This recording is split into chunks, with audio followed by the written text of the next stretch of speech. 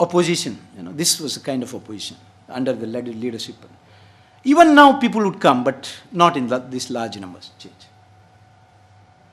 I mean, taking it a broader kind of picture, as Iyerji in the beginning said, we always know we are sitting in Delhi where the Gangotri of the corruption. But what is happening at the Gangotri itself is very, very, it touches you very deeply. Because I have been going there since last 30 years, to Gaumukh and Gangotri. And even in Western Ghats we have Gangotri. The construction by the holy people, their latrines straight away into the holy Ganga. And nobody questions all this. And as I said, like what it happens with the corruption, the pollution happens at the beginnings of Ganga itself. And then the Rishikesh, where we think the water is much better than Kanpur. I mean, this is not, how the kind of feelings we have for the holy river. The puja in the Haridwar, it's a fantastic kind of feeling when you go there and you see and experience this. We always pride ourselves of this cultural ethos of worshipping rivers, etc. But what are we doing to our rivers? What are we doing to our catchments? 1950s Joke Falls, how it was before building the dams. 1980s, after building the dams, and what it is now. So this is the way we have treated our rivers. And unfortunately, when I was there last week in Chhattisgarh, 21 rivers, some patches, MOU has been signed to privatize the rivers. And Chhattisgarh was the first state to privatize the river. And we were all talking about 10 years back, Sudhinder and myself, that when we are holding the water dialogues, we started privatizing of the rivers, which happened. In Maharashtra also it happens. 21 rivers, MOU is already signed. We are talking of privatizing the Navaratna companies, the public utilities which fetches a lot of money. But why don't we question, like today's newspapers, FDI, foreign direct investment in the retail sector, so much of concern of Kirana shops, what will happen? What is going to happen to the privatization of the rivers? Who is there to question? And I think this lack of kind of agitated minds in the Indian society is the threat for us.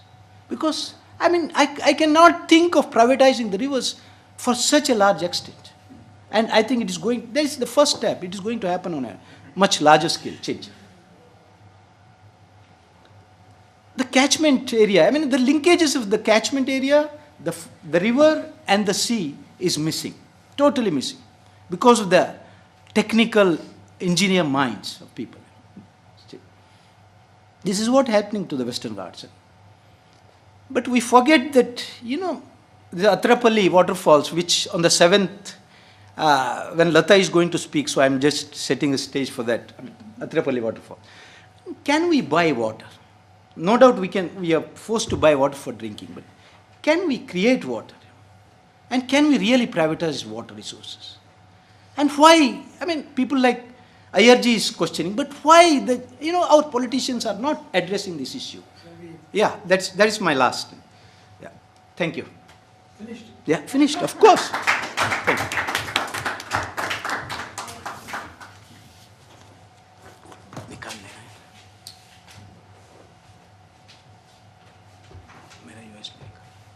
I'll keep a copy for me. Oh, please.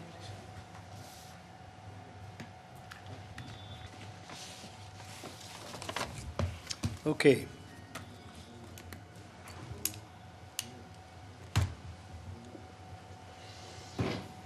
The floor is open for discussions. Please identify which presenter you want to address your question to and identify yourself. Go ahead. I'm Krishna Swami. I'm from Coimbatore. I belong to an organization called Friends Group Coimbatore. Previously, it was a registered society called Aspects from Coimbatore, Tamil Nadu. I have a few questions. Probably I will ask one or two now, and time permitting later, giving the chance to others obviously. I'm in a part called Kongu Belt, that is Coimbatore, which borders Karnataka and Kerala. And as Hegde told, the Western Ghats is very much there at our backyard. And the Silent Valley, upon which notoriously one former Prime Minister was supposed to build a dam, was thwarted by the attempts of Keralites. I tell Keralite, I'm a Tamilian, I'm not a Keralite. It was because of, like Hegde who is a Kannadiga, the Keralites in Kerala, they had a mass uprising in the 70s, which he would know, and Mr. Iyer also would know. Elders, most of us are over 45, we all should be knowing. They rose against the Prime Minister's edict and finally it was dropped. Silent Valley has, from then on, dwindled in the thickness of the species, flora and fauna. I have no doubt about it. I visit there every year, but still the rivers Moyar, Kabini, where they have a confluence there, that's the catchment area for the whole Western Ghats and whole of South India, is still left less polluted, number one, and the flora and fauna are remaining there. That is one thing I wanted to. That's the background from which I come. But what I'm going to ask right now is, like with Parineeta Dandekar madam, I would like to ask if Vashishta river is facing a crisis as far as the fish is concerned, fishes are concerned. There is a place called Tirupur, whom you all would be knowing. That is next only to Chennai as far as wealth and richness is concerned. That's the Hosiery capital of India, they say. So much of Hosiery banyans, undergarments, they are all being exported to, especially the Western countries. You need to see the neighboring villages and small towns. This will come up on the 7th December when we have a joint, two presentations, Tamil Nadu and Kerala. Okay, sir. And Palar and Noyal have been completely destroyed, and the water flowing there is not being drunken by the cattle. The landowners, whoever are left there, they do some other job, and they breed cattle now, but they don't permit their cattle to drink water from the river. It is something like a black river or a platinum river, which Steven Spielberg has done a story on about 10 years back with Tom Cruise acting.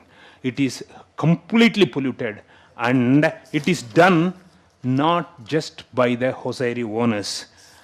As Hegde ji told, Gundaism is there in some parts, but essentially not in South India, but in Tirupur, there is no Gundaism, but hand-in-glove environmental debauchery is happening. Hand-in-glove environmental debauchery is happening. All are involved. The manufacturers of hosiery units, traders, exporters, politicians, including Marxists, who often quote Friedrich Engels, whom we read, including Marxists. They are the people who are the front for the people, but in their back they support all this debauchery, environmental debauchery. And the alien and local people, alien means South Tamil Nadu people here, not the foreigners or out of state. South Tamil Nadu people are highly involved in this, and the local people have been completely corrupted. People have become bad. I have no other words. It is not a pessimistic statement.